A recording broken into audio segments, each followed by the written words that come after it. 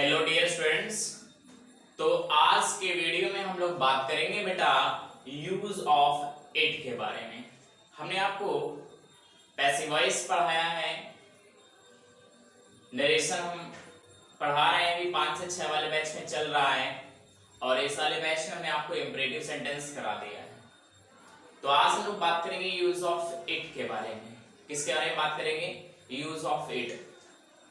देखो हम पूरा बेटा कंप्लीट कोर्स पढ़ाएंगे, मैंने तो पहले ही आपको बताया है, ठीक है। पूरा कंप्लीट कोर्स को पढ़ने के लिए इधर उधर ना उठ के बेटा हमने एक प्लेलिस्ट बना के रखी है। सीधे आप प्लेलिस्ट में जाएं।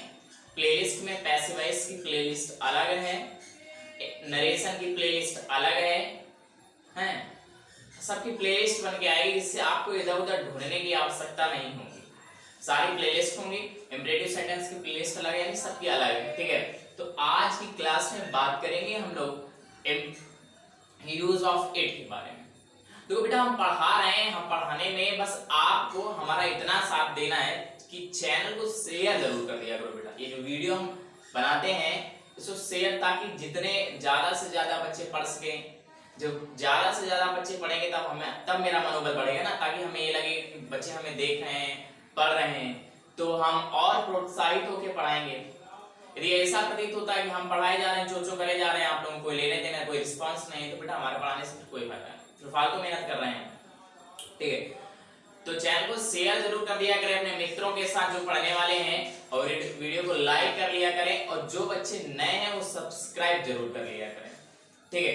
और कोई भी टॉपिक पढ़े बेटा तो हम बात सब साफ बता रहे हैं, आप बीच से ना देखें कि आज हम पढ़ा रहे तो आज शुरू से देखने की कोशिश करें, तब आपको किसी भी अध्यापक की भाषा समझ में आएगी। यदि आप सोचें कि हम सीधे डायरेक्ट जो आज हम पढ़ा रहे हैं यही पढ़ लें, तो संभव नहीं, ठीक है।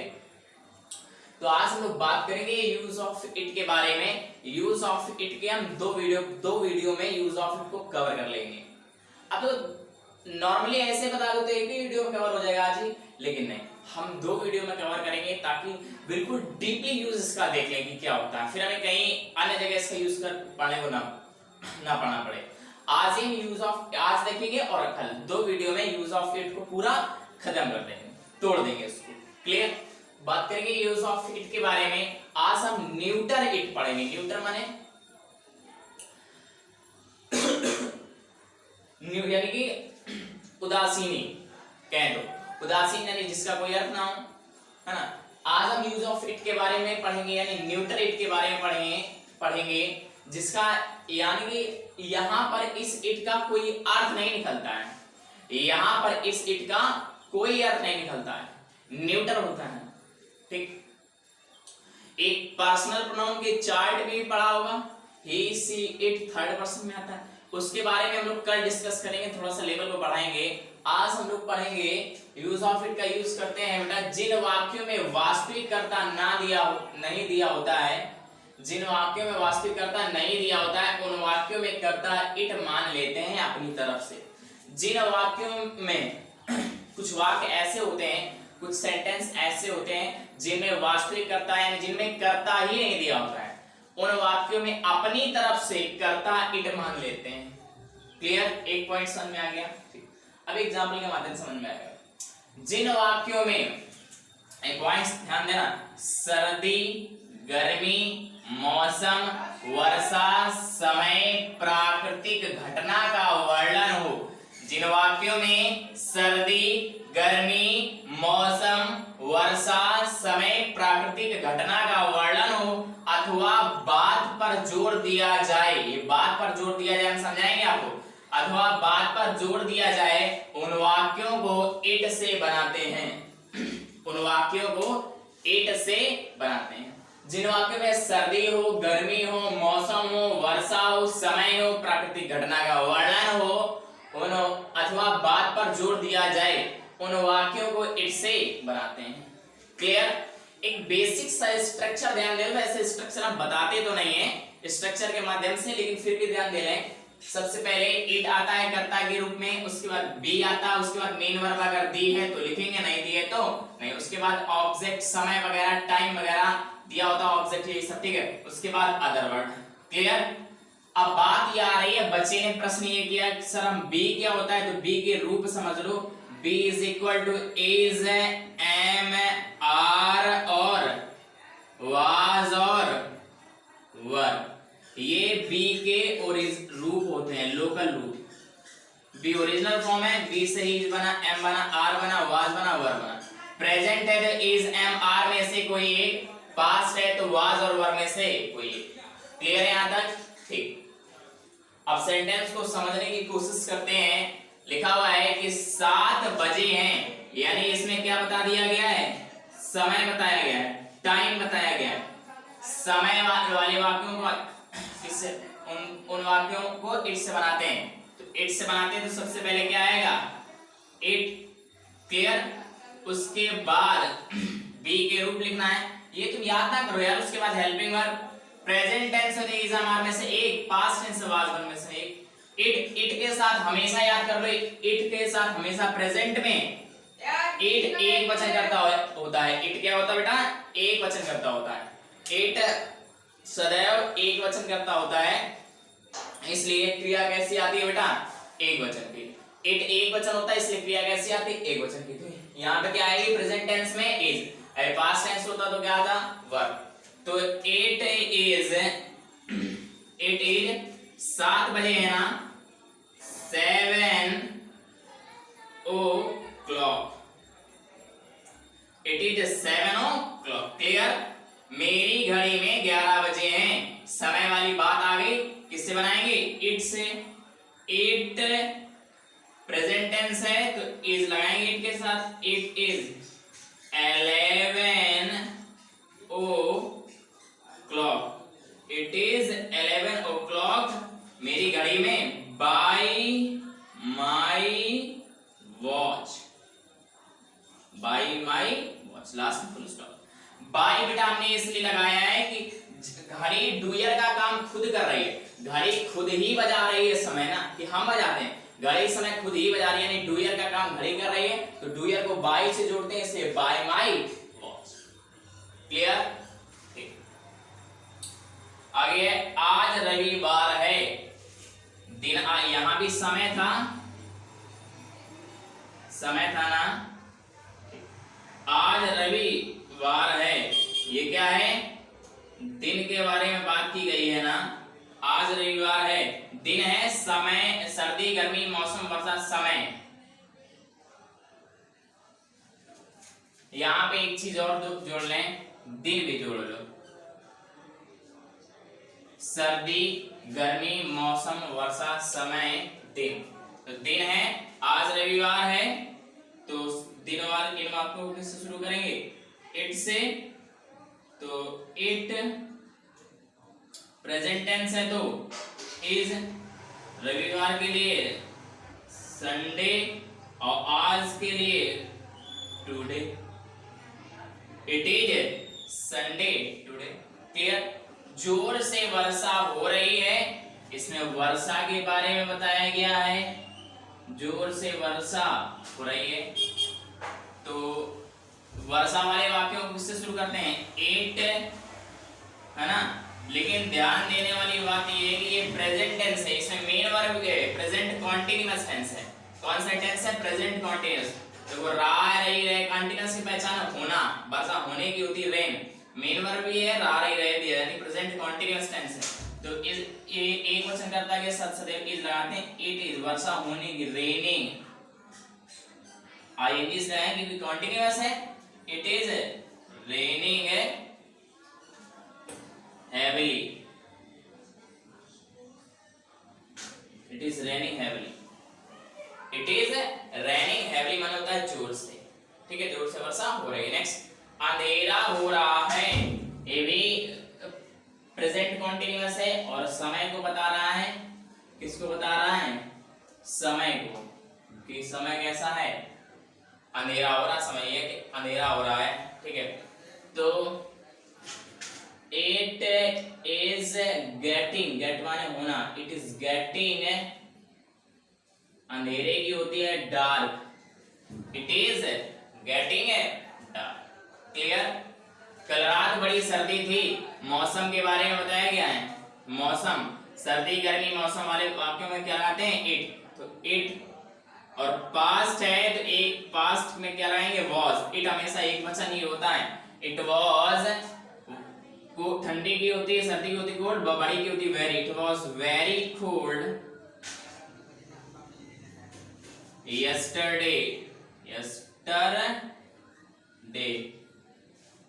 It was very cold yesterday. ठीक, आज गर्मी है, मौसम के बारे में बताया गया है।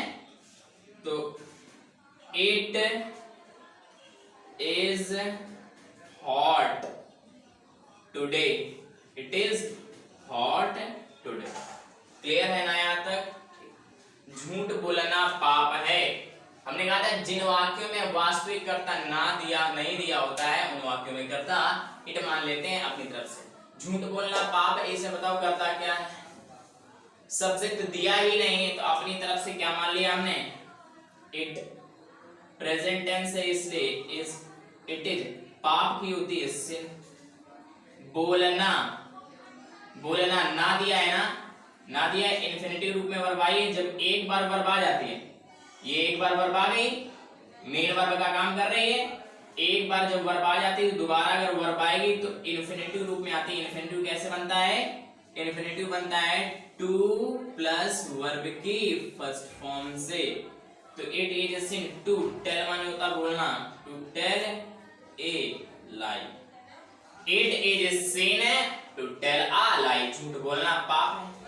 निश्चित है कि वह धनवान है, निश्चित है कि वह धनवान है, उसमें तो सब्जेक्ट दिया, करता दिया है। इस वाले वाक्य में करता दिया निश्चित है, वास्तविक करता है नहीं।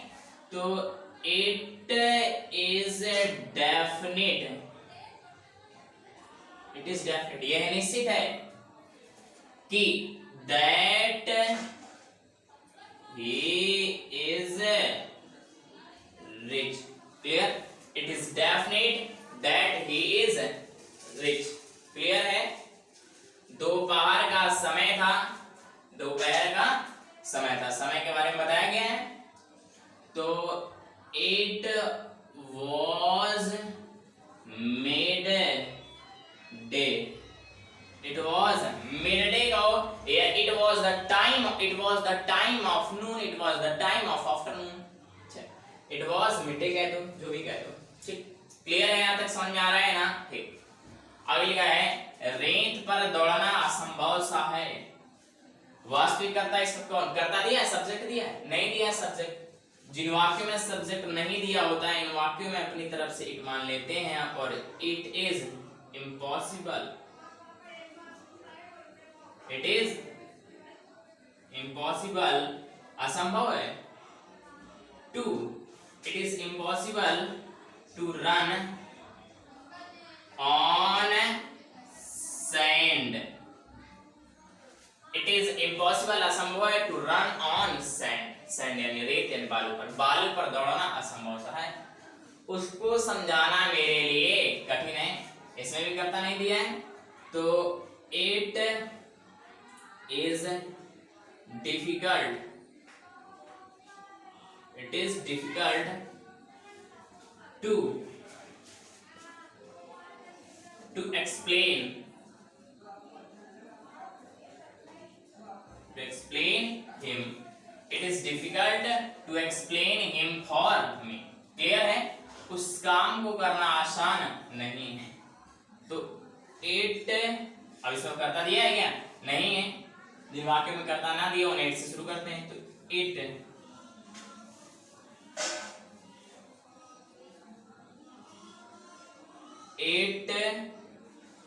is not easy, it is not easy to do।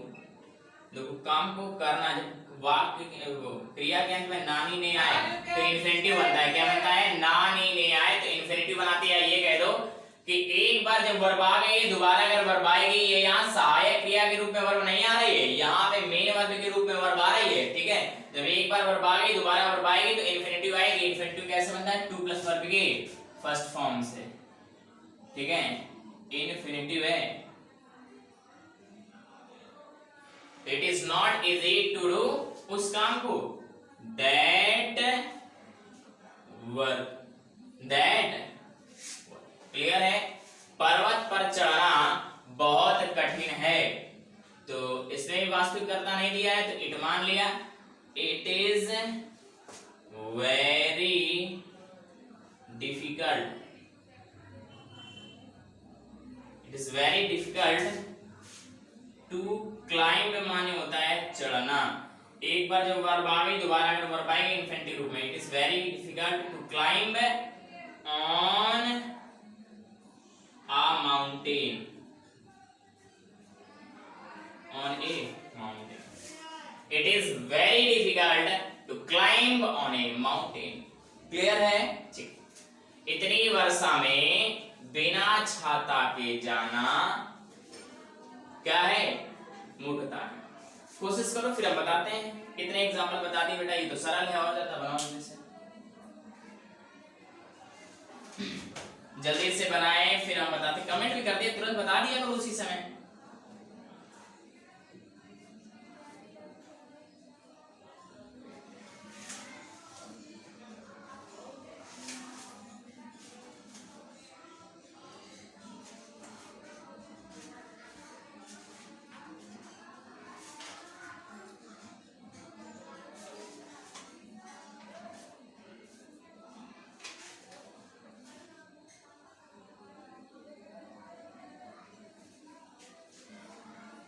हो गया,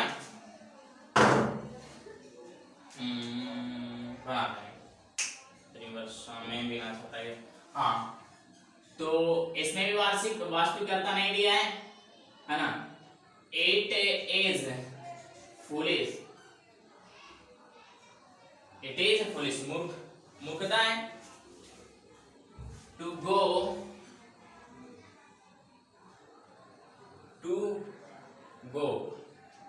without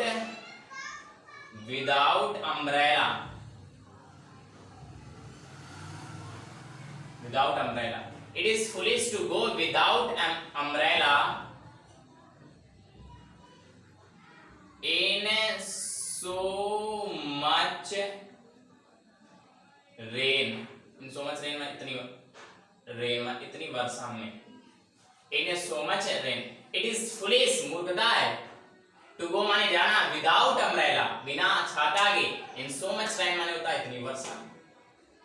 It is foolish to go without umbrella in so much rain, ठीक है। तो फटाक से स्क्रीनशॉट ले लें, फिर आगे चलते हैं हम लोग।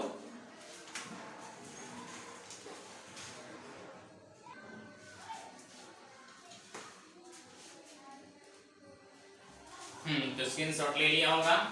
इसमें एक दो चीजें बेटा हमने नहीं समझाई है, वो भी समझ ले जरा सा, ठीक है। क्लियर है ना। आगे चलते हैं।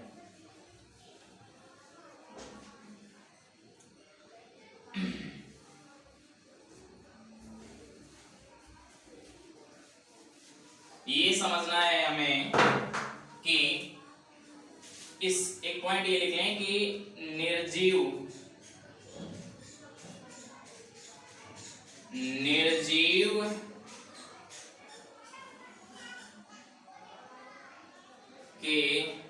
वस्तुओं के लिए, निर्जीव वस्तुओं के,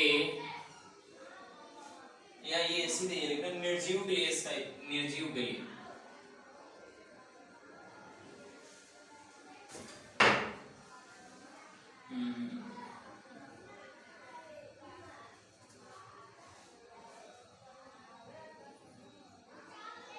निर्जीव के लिए, यानी ये सजीव वस्तुओं के लिए इसका उपयोग नहीं करते हैं। किसके लिए करते हैं? निर्जीव के लिए, यानी निर्जीव वस्तुओं के लिए इसका उपयोग करते हैं, निर्जीव के लिए इसका प्रयोग करते हैं। ठीक, यहाँ तक क्लियर है। आगे बात आ जाती है कि इट माने होता है यह, क्या होता है, और वह भी होता है यह या वह। तो बात ये आ जाती है, एक बच्चे ने प्रश्न कर दिया, कह रहा है कि ही माने भी वह, सी माने भी वह, दिस माने भी ये, दैट माने भी वह। ठीक, तो हमने उसको बताया, हमने कहा ये डेमोन्स्ट्रेटिव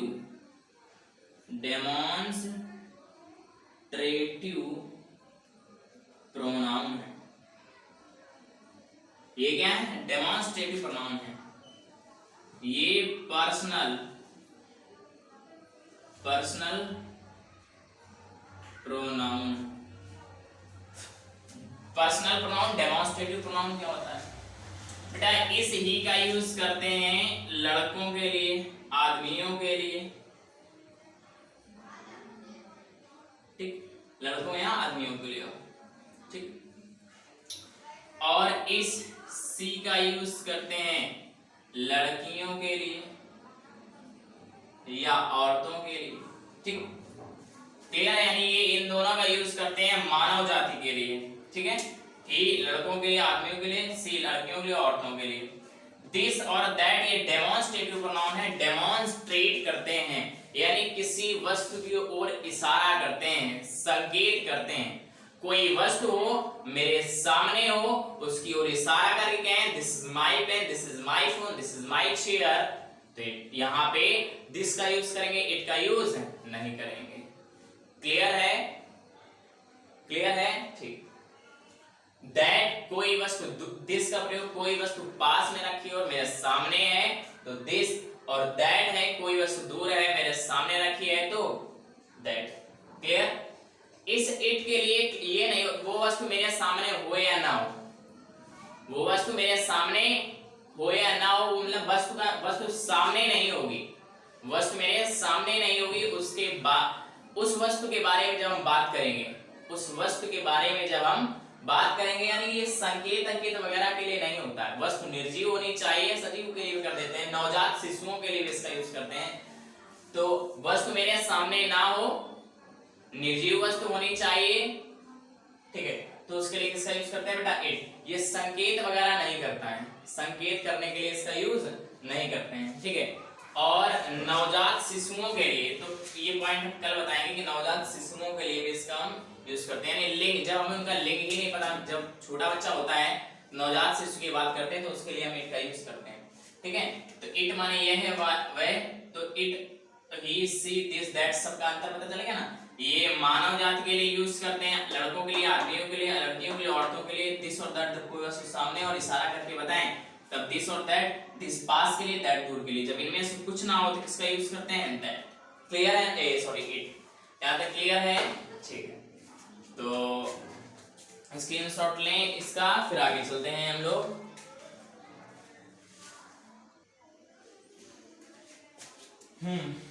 तो ये 4 क्वेश्चंस और लिखे, इन्हें देख लेते हैं, बाकी हम लोग मिलेंगे नेक्स्ट क्लास में। ठीक है, नेक्स्ट क्लास में थोड़ा सा डिफरेंट टाइप के क्वेश्चंस देखेंगे। ठीक है, हाँ, तो लिखा हुआ है परसों दिन में बड़ी गर्मी थी, मौसम के बारे में बताया गया। इट वाज वेरी हॉट, परसों की होती है द डे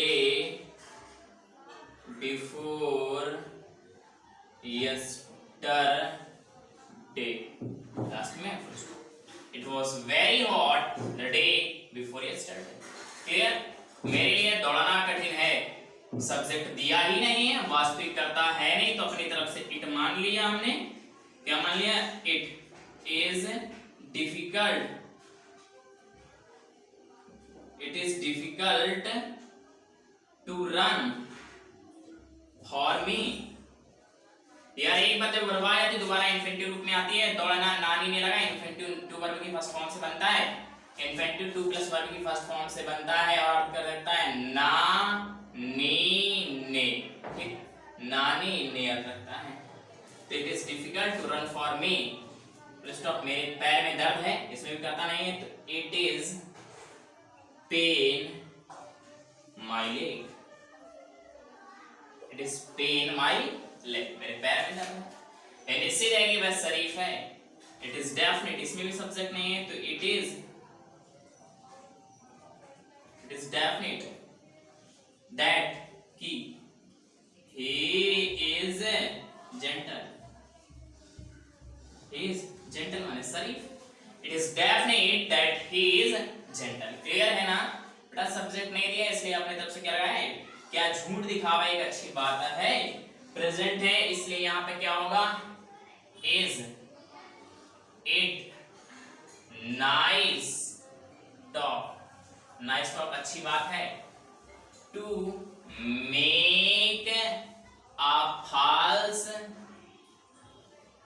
शो, ऐसा छोटा group, to make a false show यानी झूठ दिखावा, ठीक है, झूठ दिखावा, to make a false show, is it nice talk to make a false show, last में क्वेश्चन मार्क, क्योंकि ये इंटरोगेटिव सेंटेंस है। क्लियर है ना, तो आज की क्लास में बेटा हम लोग इतना ही रखेंगे, मिलेंगे हम लोग नेक्स्ट क्लास में, तब तक के लिए thank you for watching this video and take care, good bye everyone. और जो भी प्रॉब्लम हो अब नेक्स्ट कल हम इसी का पार्ट 2 देंगे, पार्ट 1 है, तो आज इसको फिनिश कर लेना, पूरा पढ़ लेना, रेगुलर पढ़ते हो चलो, आज इसको पढ़ लेना, इसमें जो पॉइंट नहीं समझ में आया है तो बेटा हमने आपको कांटेक्ट नंबर व्हाट्सएप में दिया था 8896287524, ये हमारा व्हाट्सएप नंबर है, इसमें आप व्हाट्सएप करके अपनी प्रॉब्लम हमें बता सकते हैं, नहीं तो कमेंट करके बता दो, ठीक है। तो हम ताकि जो तुम्हारी प्रॉब्लम होगी उसे कल डिस्कस कर लेंगे और अगले उसी वीडियो में इसके आगे बात कर लेंगे, ठीक, ताकि अगर नहीं पूछोगे तो हमारा नुकसान है, नुकसान आपका है, ठीक है। कांटेक्ट नंबर है, आप हमें कांटेक्ट कर सकते हैं, ठीक है, और व्हाट्सएप नंबर भी